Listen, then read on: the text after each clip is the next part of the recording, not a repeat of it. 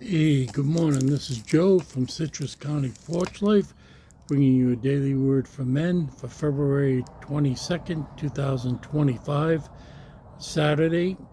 And the word today is sufficient. You must not cover your neighbor's house. You must not cover your neighbor's wife, male or female servant, ox or donkey, or anything else that belongs to your neighbor. And that is taken from Exodus 20, verse 17, the NLT. The enemy of contentment is comparison. It is hard not to compare when you see that the sweet ride drive by a luxurious home, that beautiful wife, none are yours, but we want them anyway. Because of comparison, if most of us were thankful for what we had, what we had would be enough. That is the key to sufficiency, thankfulness. When we dive into comparison, we covet, and then we attempt to find replacements in other things. We need to turn to God and tell Him how we feel and what we want. Not so that He gives us everything. He is not Santa Claus, but He does listen, and He wants to speak to us. He wants us to understand that all He has given is adequate. He wants to turn our hearts to Him and away from distractions. What we have is sufficient, and we only need to look to Him. And the question for us is, what are you trying to replace that you already have and can be thankful for? I really think that part of the sick and dying world and civilization is that we're just not happy with what we have. I think very much back to my youth and how I was happy in a way with what we had. I mean, I wish I had more, but nothing specific. I wish I didn't live in the projects. But we had a warm house, we had food, we had each other, and usually everything that I needed was provided. And here I am, like 60 years later, and I've come to the conclusion that it is true that we don't need everything that we have. And by this blatant consumerism, we're ruining the world with plastic. Just think I bought a 4 gigabyte card for my camera, maybe about that big. It came from Amazon in a big plastic bag, and it had bubble wrap around it inside the bag. So that little card, besides what it cost to generate it, was way overpacked. And we can't keep doing that. It's not sustainable. And one of the things that happened to me when I moved to Florida is I had to go from 13 rooms really down to, depend how you look at it, 3 or 4, or 4 or 5. Plus I had a 3-horse garage converted to a car garage, and that was full of books, Christmas gifts. I got multiple things, multiples of the same thing. Like one year, my sister Virginia asked me, what would you like for Christmas? And I thought, I like to have pizzas, maybe an electric pizza maker. I can put a frozen pizza on it, and it'll be great. Well, I've got a lot of brothers and sisters. There were 8 boys, 2 girls, and I think I got 6 pizza makers. and I can only use one at a time, so I put some in the garage, and they sat there till I moved. Never used them and couldn't get rid of them. I collected books, more books than I could ever read. And when I went to sell them, I thought, oh, these will be popular, but kids today don't read. So young people came by and they didn't want physical books. And I myself now have taken to borrowing books from the library rather than owning them because I don't have the space. So God taught me an important lesson. Don't accumulate books. In this day and age, we don't need to. I don't have to have it with me all the time. If I need it again, I may have to wait, but I can take it out again. I don't have to accumulate things. And I think of what the burden it'll be on my family when I pass,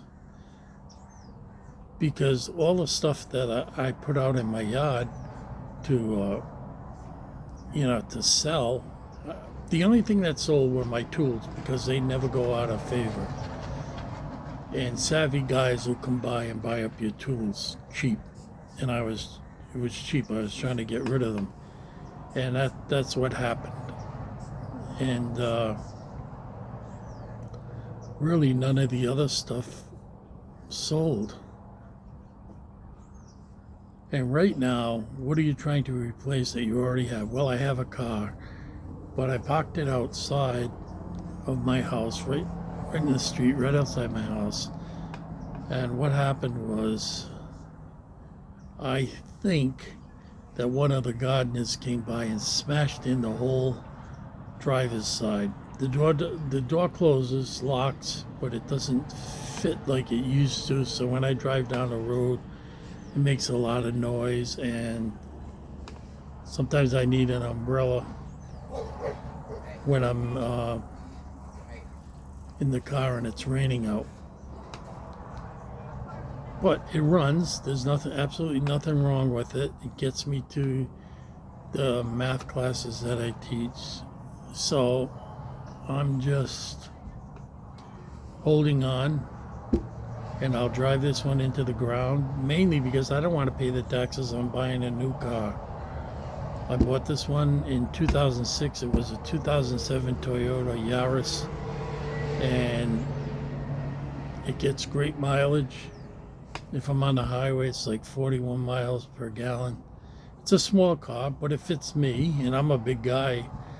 And if I need anything delivered, I pay the delivery charge. I don't need a big car to move furniture. If I do that, I'm going to get a delivery person. So,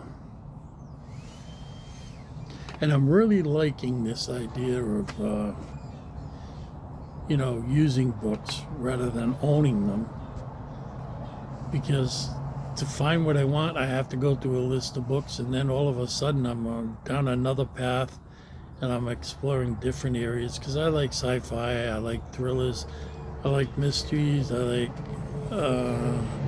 fantasy, I like history, Civil War, American Revolution, Russian Revolution, and things like that. And on the internet, you can get a newsletter with all the latest books published. That's all I cross-reference to my library, and I'm able to get almost any book published. As long as it's a year old, wherever it is in Florida, I can have it sent to my library. So that's pretty good. And it simplifies your life, and I don't have to think, oh, where am I going to put this? Because I got so many bookcases. They're all this here. This is a Kindle tablet right here. I have a 1 terabyte card in it, so it would probably hold more books than I could even download before I die. And I know some people don't like Kindle, but I think they're great. I can get Kindle books for free and save my money for other things, more important things. So I do so much agree.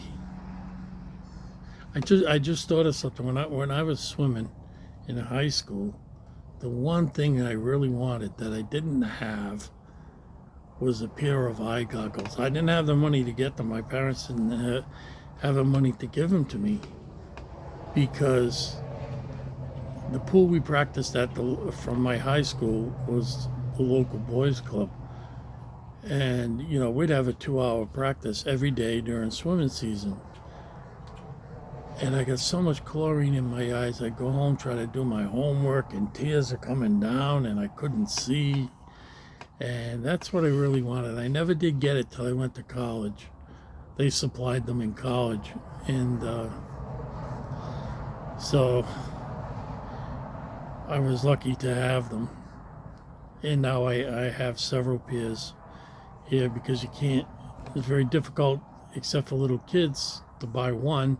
If you're an adult, they have the adults like 4 to a package at Walmart, and so you got to overspend. And those, I don't treat them rough. Those things will last me till I'm gone. One will, and I've got 4 of them.